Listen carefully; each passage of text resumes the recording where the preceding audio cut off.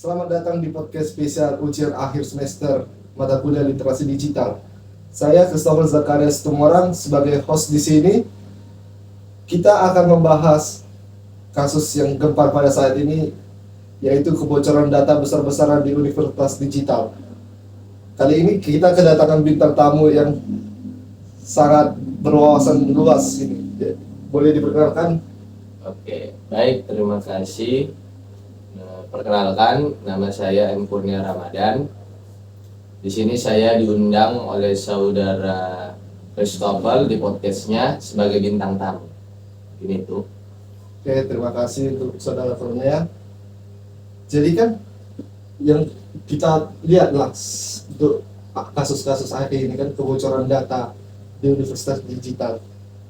Mungkin saudara Kurnia bisa menjelaskan faktor-faktor apa yang dapat menyebabkan terjadinya kebocoran data di universitas digital tersebut.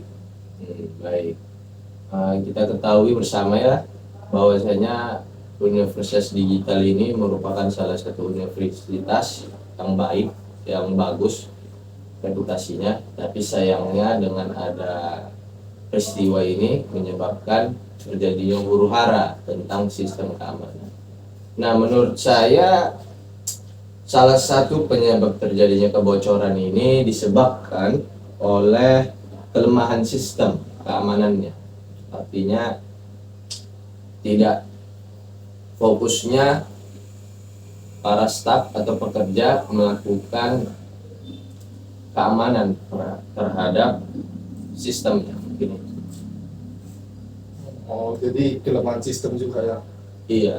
Apakah saudara bisa menjelaskannya lagi lebih mendalam lagi gitu? Apakah Iya. ada alasan yang lain? Ya, menurut saya itu sih kelemahannya. Nah, kelemahannya ini banyaknya disebabkan oleh manusia itu sendiri. Artinya yang sering kita istilahkan sebagai human error atau kesalahan manusia. Nah, jadi sebelum sistem itu, kebanyakan masalah peretesan ini terjadi oleh yang disebabkan oleh manusia, seperti phishing, seperti penipuan, scam, itu kan terjadi karena oleh orangnya gitu. Artinya setelah orangnya ini, maka dilihat sistemnya kuat untuk melawannya atau enggak. Tapi pada dasarnya kebanyakan kesalahan itu terjadi karena orang, baik eksternal maupun internal. Ini itu. Baik, jadi ada dua faktor ya, yaitu kelemahan sistem dan manusianya itu sendiri. Iya. Oke. Jadi coba saya ingin mendengar pendapat Anda tentang bagaimana konsep digital, privasi digital berperan dalam kehidupan kampus dan mengapa konsep privasi digital itu penting untuk dilindungi. Iya. Etika dan privasi ini merupakan semua atau dasar dari kita berliterasi. Nah, mengapa penting untuk dilindungi? Sebelum mengapa, mungkin kita bisa melihat dampaknya mungkin. Dampaknya jika privasi atau keamanan ini tidak dilindungi atau tidak dilakukan keamanan yang kuat. Seperti kalau baik kepada pihak mahasiswa, timbulnya rasa ketidakpercayaan seperti itu terhadap universitas. Kemudian timbulnya kekhawatiran akan data yang diculik, seperti penipuan, seperti peneroran. Jadi kan dia tahu alamatnya, rumahnya, bisa dipinjam. Dengan data-data itu bisa melakukan pinjaman online dan lain sebagainya. Berbuat jahat sangat-sangat bisa. Nah, itu untuk mahasiswa. Sedangkan untuk universitasnya, dampaknya jika data-data ini bocor tadi, dia bisa menyebabkan instansi ini mengalami kerugian. Artinya jika data-data itu bocor, seperti data-data keuangan, maka itu bisa menyebabkan rendahnya minat mahasiswa yang ingin mendaftar lagi. Jadi mereka lebih baik memilih universitas lain karena itu tadi dia, karena rasa ketidakpercayaannya itu muncul. Itulah dampak jika tidak dilakukan pengamanan serius terhadap data mahasiswa maupun data-data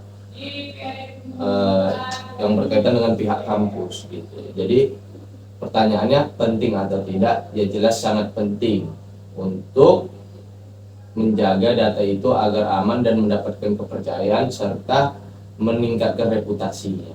Gitu. Baik. Jadi dampaknya sangat fatal ya untuk mahasiswa ya. Iya, sangat-sangat fatal. Dan kampus pun juga fatal ya. Ya. Makanya penting untuk kita lindungi. Jadi kan setelah kita tadi mendengar fatalnya dampak tersebut, apa regulasi untuk dilakukan kampus agar perlindungan data pribadi itu aman gitu, tidak bocor datanya? Artinya aturan-aturan apa? Iya.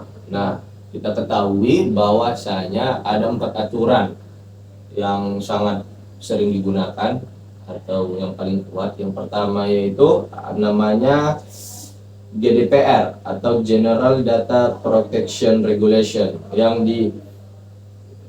digunakan atau diimplementasikan oleh Uni Eropa atau di Eropa. Artinya regulasi ini atau peraturan ini memberikan kewenangan kepada setiap orang atas datanya sendiri. Dia mengelola datanya sendiri, dia menyiapkan kewenangannya banyak lah, dibagi semua didelegasikan kepada per individunya. Itu regulasi yang pertama. Kemudian yang kedua yaitu regulasi PERPRA atau Family Educational Right and Privacy. Nah, ini diterapkan di Amerika Serikat. Artinya data dia bisa dilihat oleh dia bisa dilihat oleh beberapa orang yang disetujui ketika data itu dibuat, seperti itu. Artinya tidak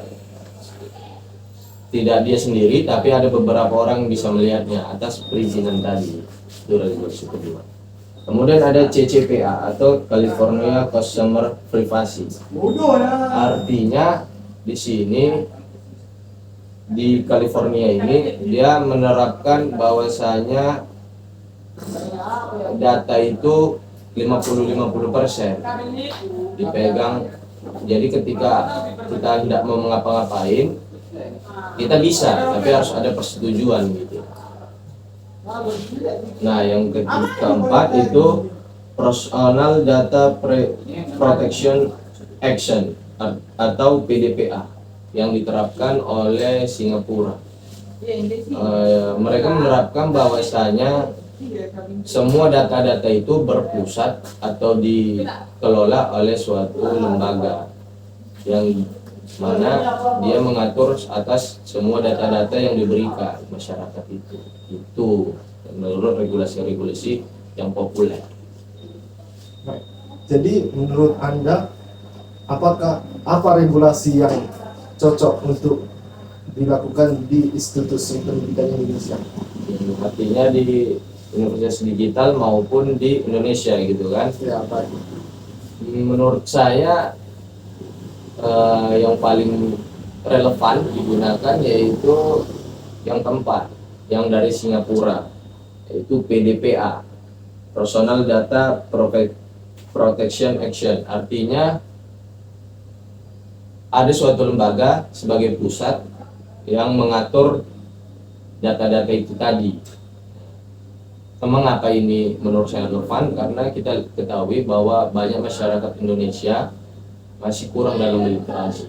Tidak seperti negara Amerika yang diberi wewenang banyak, tapi mereka lebih banyak atau lebih paham tentang literasi digital. Nah, untuk mengatasinya itu menurut saya yang dari Singapura merupakan salah satu atau regulasi yang paling tepat di Indonesia. Jadi regulasi dari Singapura tadi ya yang relevan untuk cocok ditaruh di institusi pendidikan Indonesia. Iya, betul sekali. Termasuk dalam Universitas Digital tadi ya. Iya. Jadi kan setelah kita tadi mendengar tadi kan, saya tadi udah mendengar dampak-dampaknya dan saya udah mendengar juga tadi regulasinya. Jadi menurut Anda, apa langkah-langkah yang harus diambil oleh Universitas Digital untuk memperbaiki kebijakan privasi dan memulihkan kepercayaan mahasiswa? Untuk keamanan privasi ya. Nah, menurut saya untuk zaman sekarang yang terus berkembang, ada namanya suatu teknologi yang disebut dengan teknologi blockchain yang dikemukakan atau ditemukan oleh Satoshi Nakamoto. Di sini dia tidak menjadikan, dulunya data itu berpusat kepada satu, ya kan? Nah, sedangkan prinsip dari teknologi blockchain, dia setiap orang merupakan pusat atas datanya sendiri, tidak bergantung kepada suatu instansi atau lembaga yang mengurusnya. Jadi semua orang memiliki hak atas datanya sendiri.